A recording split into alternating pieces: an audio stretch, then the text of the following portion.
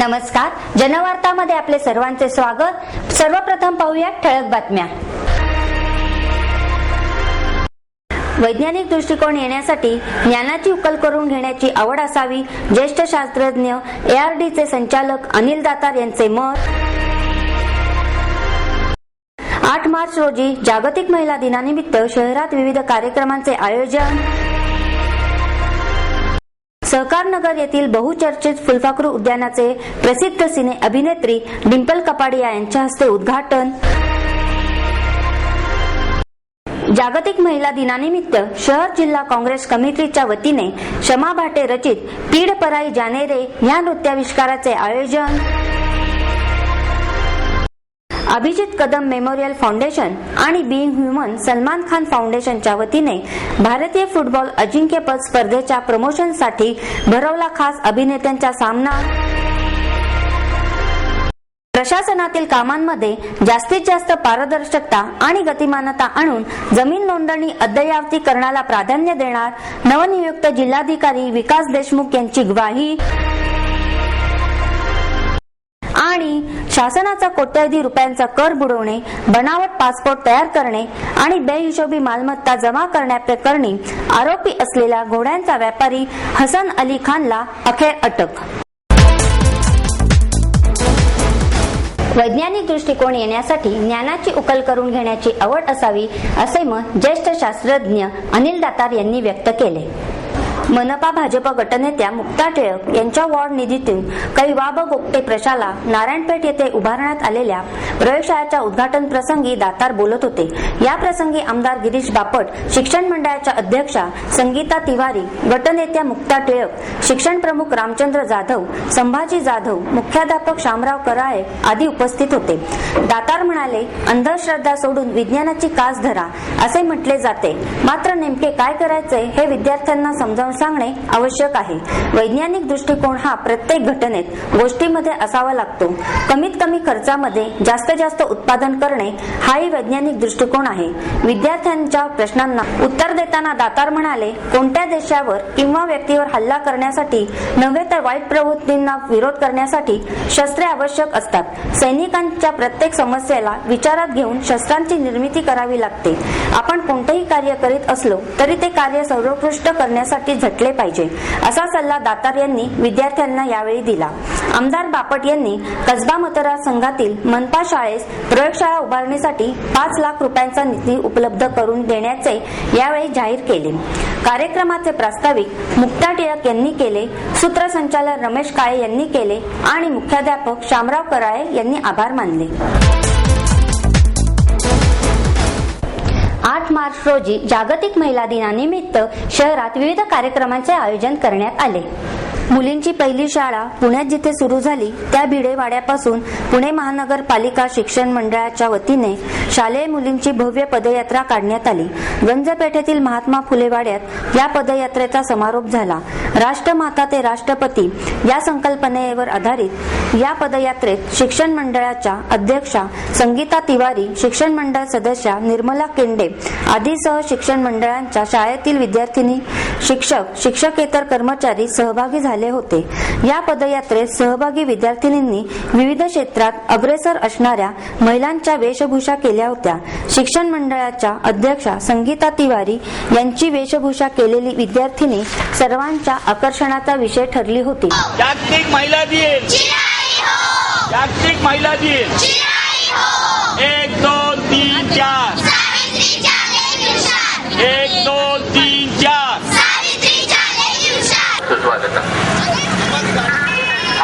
स्वागतम शिक्षण मंडळ पुणे महानगरपालिकेच्या वतीनं आज जागतिक महिला दिन 8 मार्च औचित्य साधून मनपा शाळेच्या 400 विद्यार्थिनींना 1 2 3 4 1 2 3 4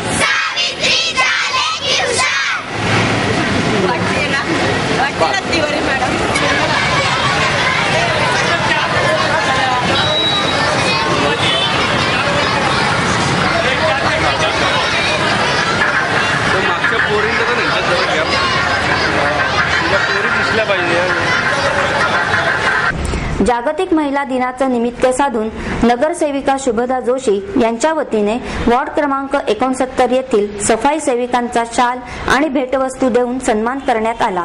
यावेळी भिडे सर, कसबा भाजपा अध्यक्ष दिलीप काळोखे, अजित सुखाले, दिलीप संधूस, आप्पा जोगळेकर, उत्तम देवधर, किरण वाईकर, दादा खत्री, मंदार रांजेकर आदी मान्यवर उपस्थित होते। यावेळी एकूण 27 सेविकांचा मान्यवरांच्या हस्ते सत्कार करण्यात आला। यामध्ये रोड रोलर चालवणाऱ्या महिलेसह विश्रामबाग वाडा कार्यालयात टेलिफोन ऑपरेटर म्हणून काम करणाऱ्या महिलेचा समावेश होता। यावेळी बोलताना शुभदा जोशी म्हणाल्या, स्त्रियाच अंदाजपत्रक प्रभावीपणे आखू शकतात नव्हे तर प्रभावीपणे राबवू शकतात। त्यांच्याबद्दल कृतज्ञता म्हणून हा कार्यक्रम आयोजित केला आहे।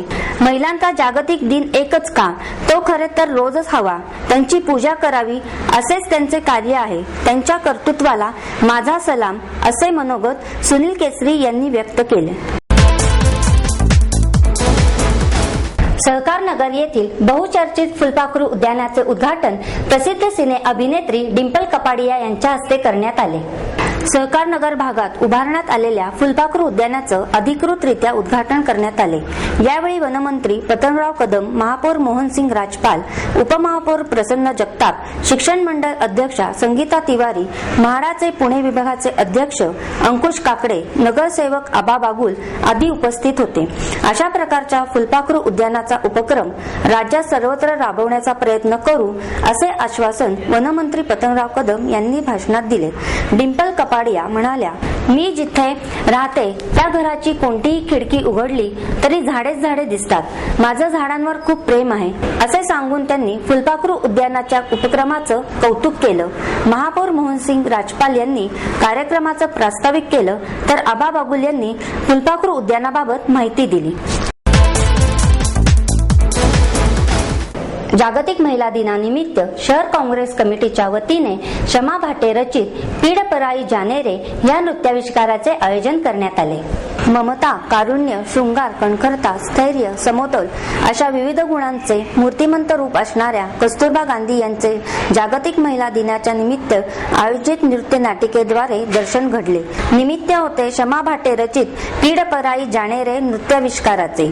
यावेळी शहर जिल्हा काँग्रेस कमिटीच्या वतीने विविध क्षेत्रात उत्कृष्ट कार्य करणाऱ्या महिलांचा सत्कार करण्यात आला।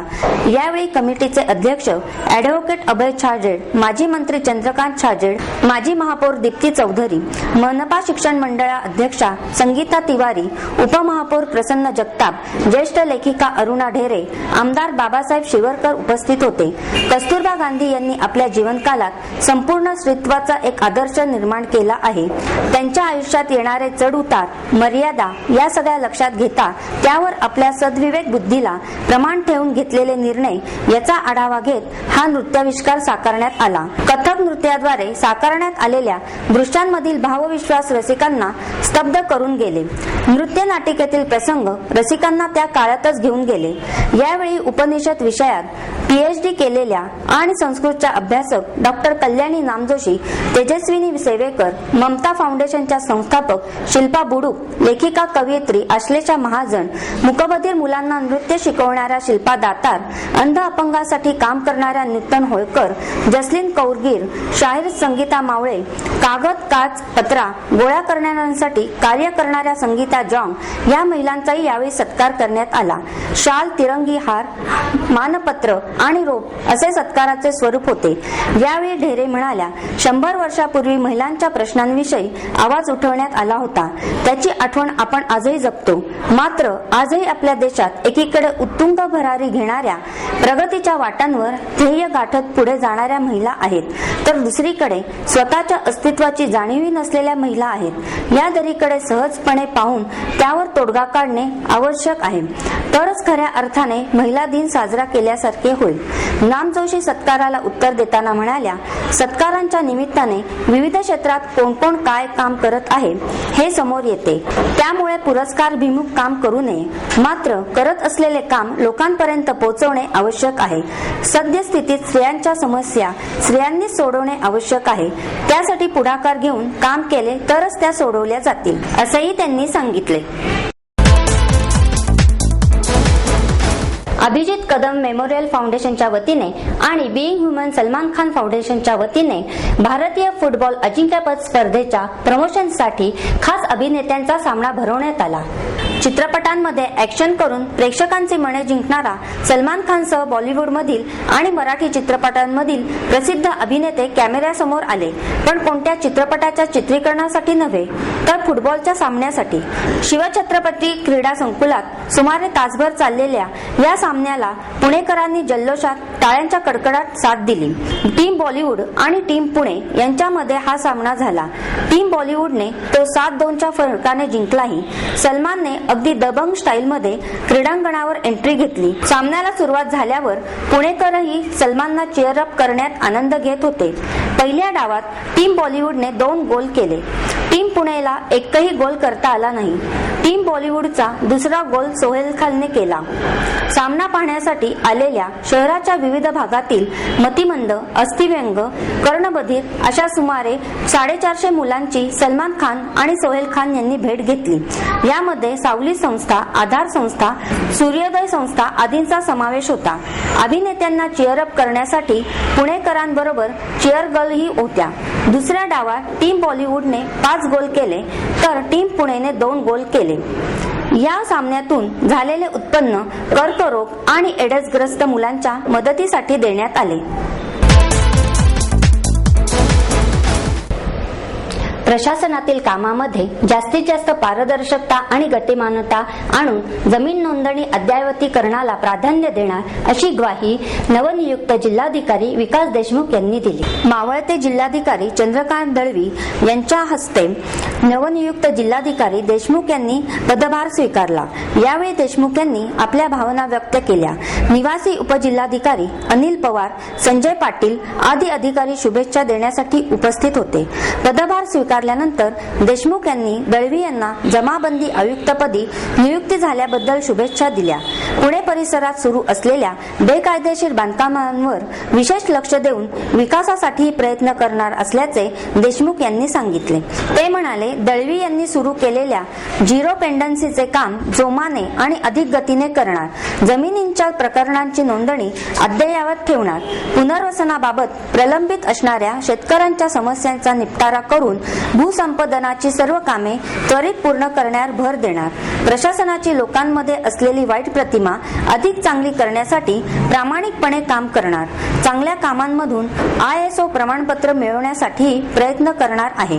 तसेच जास्तीत जास्त उद्योग या ठिकाणी येण्यावर भर देणार असल्याचेही त्यांनी सांगितले.